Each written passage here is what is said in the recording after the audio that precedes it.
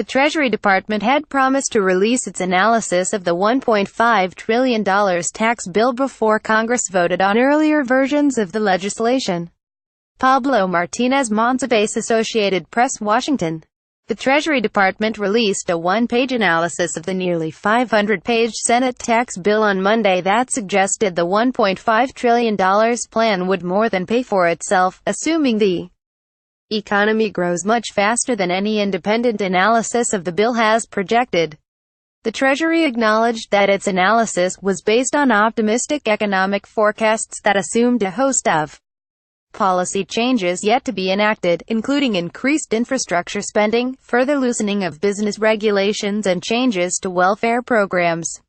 The analysis left many tax experts scratching their heads and prompted criticism that the Treasury was offering misleading data. The report does not appear to be a projection of the economic effects of a tax bill, said Scott Greenberg, a tax analyst at the Conservative Tax Foundation. It appears, on the other hand, to be a thought experiment on how federal revenues would vary under different economic effects of overall government policies, which is, needless to say, an odd way to analyze a tax bill.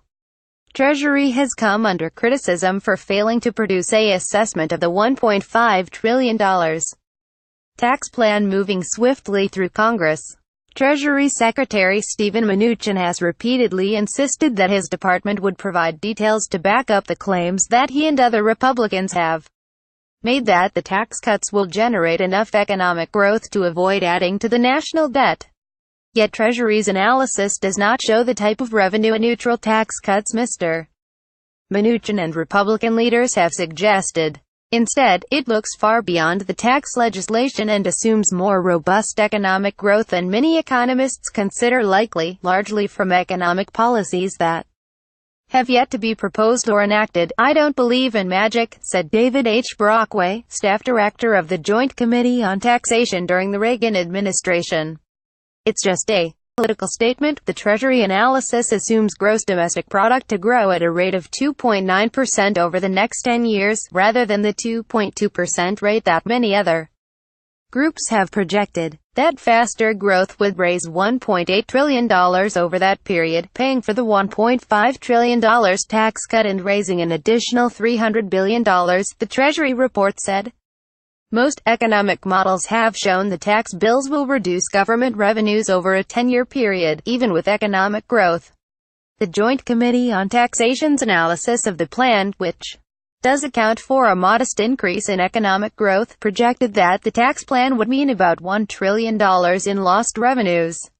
On a conference call to discuss the report, a senior Treasury official said that about half of the difference between Treasury's estimates for higher growth was based on the proposed corporate tax cut, which would reduce the tax rate for corporations to 20% from 35%.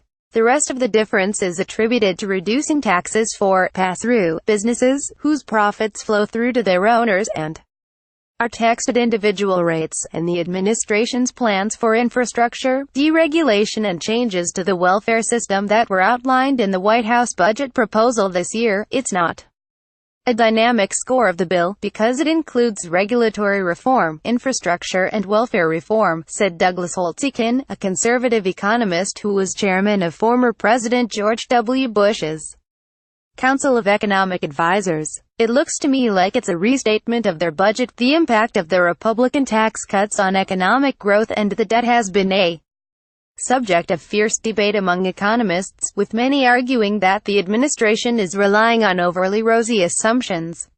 We acknowledge that some economists predict different growth rates," the Treasury Department wrote in the report outlining its analysis of the plan. Kevin Hassett, chairman of President Trump's Council of Economic Advisers, said the Treasury analysis was absolutely defensible. He said that they started with the assumption that Mr. Trump's economic policies would boost growth by about 1% per year over the decade and worked backward to demonstrate the effects of the tax cuts would not add to the deficit. If you just assume you would get that kind of growth, then you say how much revenue you get from that. Mr. Hassett said on CNBC, "It's all really just math. The Trump administration's growth estimates have been at odds with those of government scorekeepers for much of this year." Last summer, the Congressional Budget Office analyzed the White House's 2018 budget and found its estimate for 3% growth to be far-fetched. It said that the average gross domestic product growth over 10 years was currently 1.8%, and that under Mr. Trump's plan it would be 1.9%, far lower than the rate assumed by the administration. Several groups that have analyzed the Senate plan using sophisticated economic modeling have found it would not generate anywhere close to the revenues needed to pay for itself. The Joint Committee on Taxation, the economic scorekeeper of Congress, projected in late November that the Senate bill would increase the size of the economy by 0.8% over 10 years beyond what it would otherwise have achieved, which is well short of the growth path implied by the Treasury one-pager. The committee's so-called dynamic analysis projected that the Senate plan would add $1 trillion to federal deficits over that time, after accounting for increased growth. That analysis was for the Senate Finance Committee's version of the bill, not the amended version later approved by the chamber. On Monday, the Independent Tax Policy Center and the Penn Wharton Budget Model each released a dynamic analysis of the bill as passed by the Senate. Both found the bill would add slightly to economic growth over a decade, but not by nearly enough to offset lost tax revenues. The Tax Policy Center estimated that the bill would add $1.3 trillion to deficits, after accounting for growth.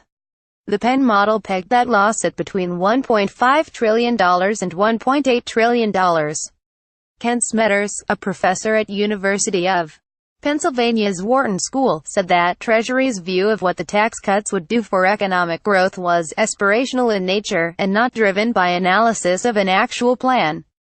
The Treasury officials pointed to an assessment from the Council of Economic Advisers and a letter written by leading conservative economists that concluded that the tax cut plan would spur greater economic growth than some outside groups have projected.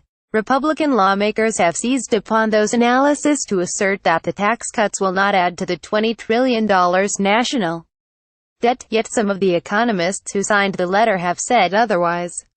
Robert Barrow, a Harvard professor who signed the letter to the Treasury, said the corporate tax cuts would lead to less revenue in the short run before faster economic growth made up for some of the losses, might be roughly a wash in year 10, in which case accumulated fiscal deficit over 10 years would rise. Mr. Barrow said, nodding to the fact that the debt would increase over that 10-year period. Mr. Holtz-Eakin said that he was frustrated that lawmakers were characterizing the letter as affirming that the tax cuts would be self-financing. The Treasury analysis comes as Congress is putting the finishing touches on a tax bill that the House and Senate are hoping to vote on next week. The House and Senate are trying to reconcile their two bills, which can add no more than $1.5 trillion to the deficit over a decade. A senior Senate aide said Republicans on Capitol Hill were blindsided by the Treasury report and had no warning that it was coming during such a sensitive time in the legislative process. Treasury had promised to release its analysis before Congress voted on earlier versions of the legislation. The delay in producing any analysis prompted calls from Democrats to look into political interference in the department. Mr. Mnuchin is also under fire for shutting out the career tax staff as Republicans march forward with their overhaul. The Treasury Inspector General said last week that an inquiry into the matter was a priority. Democrats doubled down on their criticism of the Treasury Department on Monday, calling its analysis fake math. It's clear the White House and Republicans are grasping at straws to prove the unprovable and garner votes for a bill that nearly every single independent analysis has concluded will blow up the deficit and generate almost no additional economic activity to make up for it, said Senator Chuck Schumer of New York, the Democratic leader. A version of this article appears in print on December 12, 2017, on page 823 of the New York edition with the headline Senate's Tax Plan Nearly 500 Pages. Treasury's Favorable Analysis A page.